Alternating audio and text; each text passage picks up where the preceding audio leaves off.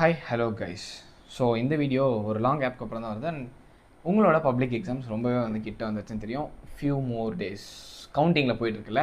So எல்லோரும் அந்த பரபரப்பில் தான் இருப்பீங்கன்னு சொல்லிட்டு தெரியும். அண்ட் எஸ், என்னோட சைட்லேருந்து நிறைய வீடியோஸ் போஸ்ட் பண்ணாததுக்கான காரணம் நான் நிறைய எக்ஸாம்ஸில் மாட்டிட்டேன். அண்ட் அந்த எக்ஸாம்ஸ்லாம் முடிச்சுட்டு என்னோடய ஒர்க்ஸ் எல்லாமே நான் கிளியர் பண்ணிவிட்டு இந்த வீடியோ ஷூட் பண்ணுறதுக்கு எனக்கு இத்தனை நாள் ஆகிடுச்சு. So sorry for that. And இதுக்கு மேலே நான் கன்சிஸ்டண்டாக வீடியோ போட ட்ரை பண்ணிடுறேன். எஸ், இன்னும் ஒரு 1 வீக் கூட தானே இருக்குது. ஸோ அந்த வீடியோஸ்லாம் நான் போஸ்ட் பண்ணி முடிக்கிறேன் as soon as possible.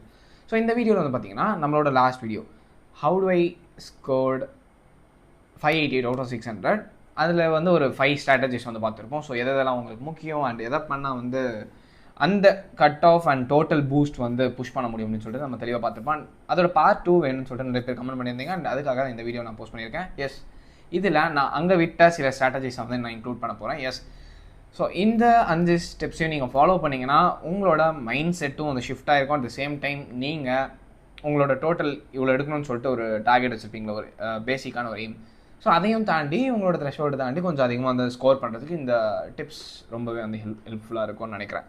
அதில் ஃபஸ்ட்டு திங் என்னன்னு சொல்லிட்டு பார்த்தீங்கன்னா, the more the time that you spend in your studies the more marks you get அப்படின்ட்டு ஒரு கான்செப்ட் இருக்கும். அந்த கான்செப்ட்டு பொய். என்னடா கரெக்டுன்ற மாதிரியே சொல்ல எப்படி சொல்கிறேன்னு சொல்லிட்டு பார்த்தீங்கன்னா, ஆமாம், நீங்கள் எவ்வளோ நேரம் டைம் அதில் ஸ்பெண்ட் பண்ணுறீங்க அப்படின்றத பொறுத்து அவங்களோட மார்க்ஸ் டிபெண்ட் ஆகிருக்குன்னா, பட் அது கம்ப்ளீட்லி உண்மை கிடையாது. பிகாஸ் சும்மா உட்காந்து நம்ம படிக்கணும்னு சொல்லிட்டு படிச்சுட்டு இருந்தால் உங்களுக்கு அந்த அவுட்கம் கிடைக்குமானா கிடைக்காது. So what do I mean is that then amount of quality that you spend, எவ்வளோ குவாலிட்டியான டைம் நீங்கள் படிக்கிறதுல ஸ்பெண்ட் பண்ணுறீங்க. அதையும் தாண்டி நான் சிம்பிளாக அப்படி சொல்லுவேன்னா, கரெக்டான statement. The more you focus, the more the marks. So எவ்வளோ ஃபோக்கஸ்டாக இப்போ நீங்கள் 45 நிமிஷம் இல்லை 1 மணி நேரம் சும்மா படிக்கணுமேனு படிக்கிறதுக்கும் ஃபுல் ஃப்ளெஜ்டாக ஃபோக்கஸ்டாக இந்த நேரத்தில் நான் இதை படிக்கணும் அப்படின்னு படிக்கிறதுக்கும் நிறையவே வித்தியாசம் இருக்குது. ஸோ அந்த மோர் யூ ஃபோக்கஸ் குவாலிட்டிவ்லி, எப்படி சொல்கிறது, இப்போ நீங்கள் இந்த 20 மினிட்ஸ் இருக்குல்ல, அந்த 20 மினிட்ஸில் எஃபெக்டிவாக எந்த டிஸ்ட்ராக்ஷன்ஸுமே இல்லாமல் இதை இப்படி இந்த ஸ்ட்ராட்டஜி மூலியமா இல்லை அப்படி இல்லைனா இந்த ஃப்ளோ வைஸ் நீங்கள் படிக்க போகிறீங்கன்னு சொல்லிட்டு ஆர்கனைஸ்டாக உட்காந்து 20 மினிட்ஸ் படித்தாலும் that 20 minutes is greater than that of the 1 hour that you spend weekly on the studies. இப்போ சும்மா உட்காந்து நான் சொன்னது தான் அதே கதை தான். சும்மா உட்காந்து 1 மணி நேரம் உட்காந்து திருப்பி அதவே பார்க்கறதுக்கு பதிலாக 20 மினிட்ஸில் நான் இந்த ஃப்ளோவில் படிக்க போகிறேன். So first revision, second revision அப்படின்னு சொல்லிட்டு நாங்கள் சில 5 டிப்ஸ் சொன்னால அது அந்த லேயர் ஸ்டடின்னு சொல்லிட்டு சொல்லியிருப்பேன். லேயர் 1 பார்த்தீங்கன்னா படித்து புரிஞ்சுக்கணும். அண்ட் தென் லேயர் 2 நீங்கள் அந்த ஃப்ளோ மெமரைஸ் பண்ணிக்கணும். அண்ட் தென் லேயர் 3 பார்த்தீங்கன்னா அதை கம்ப்ளீட்லி நீங்கள் ரிவைஸ் பண்ணி பார்த்துக்கணும் அப்படின்னு சொல்லிட்டு அந்த லேயர் கைண்ட் ஆஃப் ஸ்டடியை நீங்கள் பண்ணிங்கனாலே you can obviously complete this. Like நான் சொன்ன இந்த கம்பேரிசன் இருக்குல்ல, 1 hour படிக்கிறதுக்கும் 20 மினிட்ஸ் படிக்கிறதுக்கும் குவாலிட்டி, அந்த குவாலிட்டி டிஃப்ரென்ஷியேஷன் நீங்கள் பார்த்துக்கலாம். So this is the point 1. அந்த point 2 is that revise multiple times. நான் என்னோட ப்ரிப்பரேஷன் டைமில் நான் என்ன பண்ணேன் அப்படின்னு சொல்லி ஃப்ராங்காக சொல்லணும்னு பார்த்தீங்கன்னா, ஒவ்வொரு சப்ஜெக்ட்டுமே படிப்போம் சரியா. படிச்சுட்டு அது எக்ஸாமுக்கு போகிறதுக்கு முன்னாடி நம்மளுக்கு அந்த கான்ஃபிடென்ஸே வராது. அந்த கான்ஃபிடென்ஸ் உங்களுக்குள்ளே எப்படி க்ரியேட் ஆகும் அப்படின்ட்டு பார்த்தீங்கன்னா, நான்லாம் எத்தனை வாட்டி அதிகமான டைம்ஸ் நான் ரிவைஸ் பண்ணி முடிக்கிறேனோ. ஸோ ஃபஸ்ட்டு படிக்கிறேன், படித்து முடிச்சுட்டு ஃபர்ஸ்ட் டைம் ரிவைஸ் பண்ணலாம். ஓகே, நம்ம படித்ததெல்லாம் ஞாபகம் இருக்குது, ரிவைஸ் பண்ணியிருக்கோம். ஸோ இதுவும் கொஞ்சம் நல்லா ஸ்ட்ராங்காக மைண்டில் இருக்கும், அதனால் பார்த்து பண்ணிடலாம் அப்படின்னு சொல்லிட்டு ஒரு கான்ஃபிடென்ஸ் கிடைக்கும். இதே அடுத்த வாட்டி ரிவைஸ் பண்ணிங்க. இப்போ நான்லாம் இங்கிலீஷ்லாம் பார்த்தீங்கன்னா சிலபஸ் ரொம்ப கம்மி. அதில் இருக்க பேராகிராஃப்ஸும் எல்லாமே ஓனாக தான் எழுத போகிறோம். பட் அதோட அந்த கதையோட ஃப்ளோலாம் ஞாபகம் இருக்கணும். சினாப்சிஸ் மட்டும் நான் கொஞ்சம் மெமரி பண்ணி வச்சுப்பேன். லைக் இதுதான் ஃப்ளோ அப்படின்னு சொல்லிட்டு எனக்கு சப்டாபிக்ஸ் மைண்டில் இருந்தால் நான் அதை வச்சு கதை எழுதிடுவேன். ஸோ அந்த மாதிரி மைண்ட் செட்டில் இருப்பேனா. ஸோ எத்தனை வாட்டி நான் ரிவைஸ் பண்ணியிருப்பேன்னு நீங்கள் நினைக்கிறீங்க?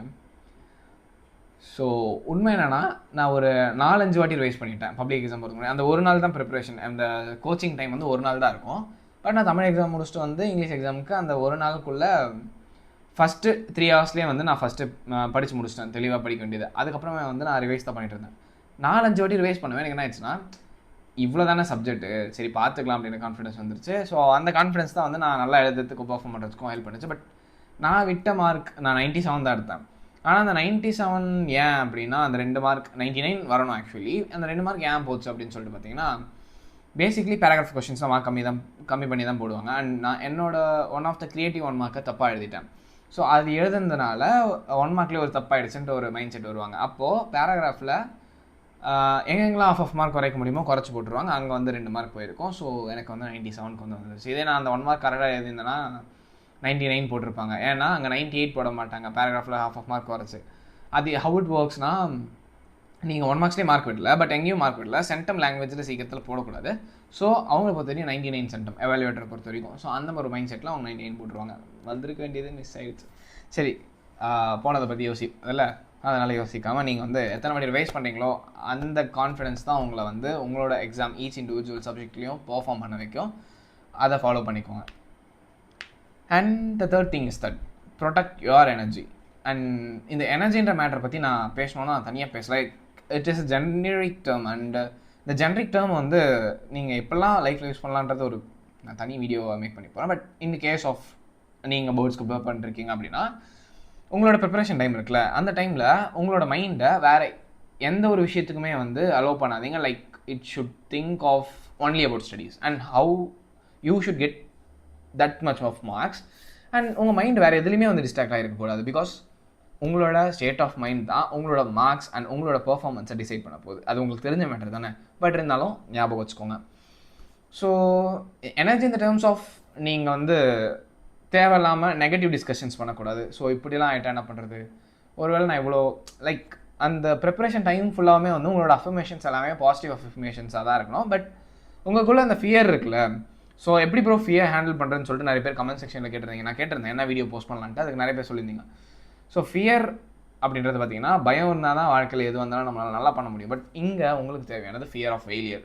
ஸோ அந்த ஃபியர் கரெக்டான ப்ரொபோர்ஷனில் தான் இருக்கணும். எல்லாருக்கும் தெரிஞ்ச விஷயம் தானே. இப்போ நீங்கள் ஒரு மாத்திரையே உடம்பு நல்லாத்துக்கு சாப்பிட்டாலும் அந்த மாத்திரையில் ஒரு குறிப்பிட்ட ப்ரொபோர்ஷன் ஆஃப் தி கான்டென்ட் தான் இருக்கணும். ஸோ அதை தாண்டி போனால் நல்லது இல்லை. அந்த நல்லதுக்கு இல்லாத ப்ரொபோர்ஷன் போகாத அளவுக்கு உங்களோட ஃபியரை மெயின்டைன் பண்ணிக்கோங்க. அதுதான் உங்களுக்கு நல்லது. புரிஞ்சில? ஸோ அந்த ஃபியர் ஆஃப் ஃபெயிலியரை எப்படி நீங்கள் ஹேண்டில் பண்ணுறீங்க, அண்ட் அதை வச்சு நீங்கள் எப்படி வந்து வளர்றீங்க அப்படின்றது தான் வந்து முக்கியம். ஸோ உங்களோட எனர்ஜியை நெகட்டிவ் ஆஸ்பெக்ட்ஸ் அண்ட் நெகட்டிவ் பர்ஸ்பெக்டிவில் யோசிக்காமல் பாசிட்டிவ் அஃபர்மேஷன்ஸோடையும் அண்ட் உங்களை சுற்றி டீக்ரேட் பண்ணக்கூடிய பர்சன்ஸ் இருக்காங்களே, அவங்க வந்து எப்பயுமே மைண்டுக்குள்ளே போட்டுக்காதீங்க. அவங்களால ஏகப்பட்ட எனர்ஜி வந்து ட்ராப் ஆகும். நான் ஃபீல் பண்ணியிருக்கேன் அண்ட் என்னோட எக்கச்சக்கமான எனர்ஜி அதில் நான் லாஸ் பண்ணியிருக்கேன். அந்த தப்பை நீங்களும் பண்ணிடாமல் இருக்கிறதுக்காக தான் இந்த பாயிண்ட்டை நான் இன்க்ளூட் பண்ணி வச்சுருக்கேன். So protect your energy to perform well and secure good marks.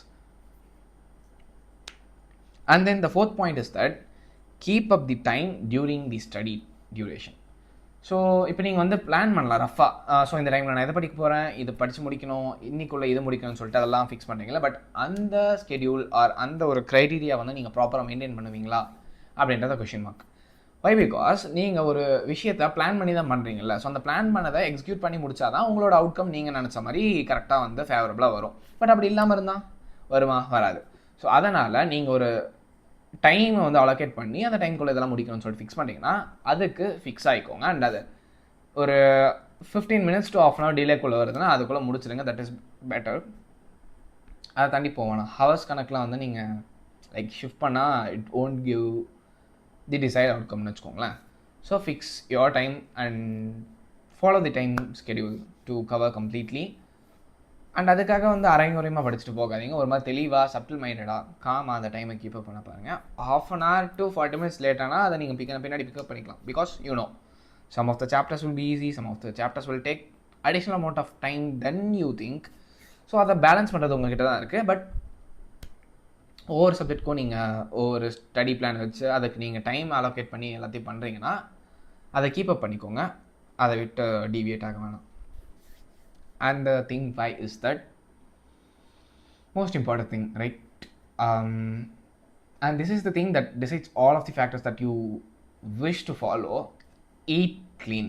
So நீங்கள் சாப்பிட்ற சாப்பாடு எந்த அளவுக்கு க்ளீனாக இருக்கணும் அந்த போர்ட் ப்ரிப்பரேஷன்ஸ் அப்படின்ட்டு பார்த்தீங்கன்னா, should be like no masalas, no extra stuffs and உங்களுக்கு எனர்ஜியை மட்டும் ப்ரொவைட் பண்ணக்கூடியதாக இருக்கணும். உங்கள் வயிற்றை உங்களோட ஸ்டொமக்கை வந்து எந்த விதத்துலையும் அப்செட் பண்ணாமல் இருக்கணும். புரியும் நினைக்கிறேன்.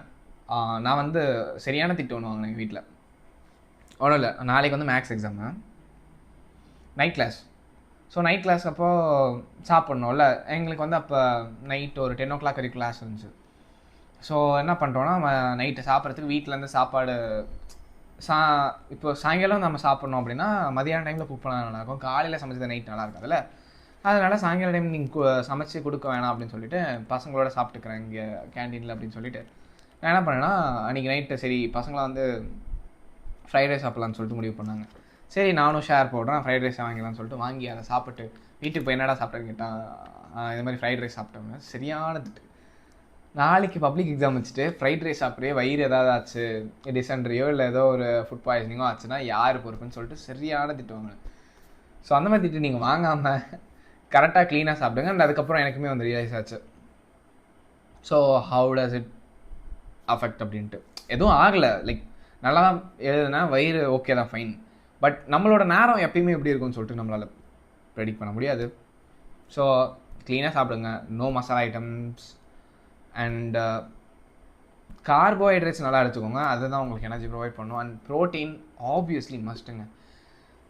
எல்லாருக்குமே வந்து ஒரு குறிக்கோள் இருக்கலாம், லைக் இந்த பப்ளிக் எக்ஸாம் டியூரேஷன் வரைக்கும் முடியிற வரைக்கும் நான் வந்து நான்வெஜ் சாப்பிட மாட்டேன்னு சொல்லிட்டு. நானும் அப்படி இருந்தால் தான் நான்வெஜ் நான் சாப்பிடல. பட் எக், இஃப் யூஆர் நான் வெஜிடேரியன் எக் இஸ் மேண்டேட்ரி. உங்களுக்கு அந்த ப்ரோட்டீன் ஒன்று எக்லேருந்து கிடைக்கும், அப்படி இல்லைனா சுண்டல்லேருந்து கிடைக்கும். சிக் பீஸ் ஆர் காராமணின்னு சொல்லுவாங்களா அந்த பீன்ஸ், ஒவ்வொரு ரீஜனில் ஒவ்வொரு மாதிரி கூடுவீங்க. எங்கள் சைடில் வந்து நாங்கள் காராமணி பருப்புன்னு சொல்லுவோம். ஸோ அது மூலயமா வந்து உங்களுக்கு வந்து தேவையான ப்ரோட்டீன் கிடைக்கும். And protein is mandatory for your function of brain. இந்த மாதிரி கரெக்டாக சாப்பிடுங்க. அப்பப்போ டீஹைட்ரேட்டாக இருக்க இப்போ அந்த மாதிரி ஃபீல் பண்ணிங்க அப்படின்னா வந்து ஃப்ரூட் ஜூஸ் எடுத்துக்கோங்க, ஃப்ரெஷ் ஜூஸ் மட்டும்தான், no carbonated drinks, no caffeine. Coke குடிக்கிறேன் அப்படின்னு சொல்லிட்டு அதிகமான சேச்சுரேட்டட் சுகர்ஸையும் கெஃபைனையும் வந்து எக்காரணத்துக்கு கொண்டு எடுத்துக்காதீங்க. All the thing you need is to be hydrated and to take proteins and carbohydrates in a sufficient manner. இந்த எக்ஸாம் முடிகிற வரைக்கும் அதெல்லாம் வந்து கஷ்டமாக இருந்தாலும் கஷ்டப்பட்டு ஃபாலோ பண்ணிக்கோங்க, உங்களுக்கு அவுட்கம் முக்கியம்ல. ஸோ இதுதான் என்னோட அந்த மிச்சமாக இருக்கக்கூடிய 5 ஸ்ட்ராட்டஜிஸ். அண்ட் அதுவும் இந்த வீடியோவில் சொல்லி இந்த பார்ட் வந்து இங்கே முடிச்சுட்டு அடுத்த வீடியோஸில் உங்களுக்கு வேறு என்னென்னலாம் வேணுமோ கமெண்ட் செக்ஷனில் சொல்லுங்கள். அண்ட் அதை வச்சு நான் வந்து வீடியோ மேக் பண்ணி போகிறேன். எஸ் அஃப்கோர்ஸ் நம்ம சேனலுக்கு நீங்கள் புது வியூவாக இருந்தால் சப்ஸ்கிரைப் பண்ணி வச்சுக்கோங்க. இந்த மாதிரி நிறைய இன்ஃபர்மேட்டிவான வீடியோ வரும். இந்த வீடியோவில் பேச எடிட் எதுவும் இருந்தது ஏன்னா நாட் சஃபிஷியன்ட் டைம். ஸோ அடுத்த ஒரு இன்ட்ரெஸ்டிங்கான வீடியோவில் சந்திக்கலாம். Good bye, cheers.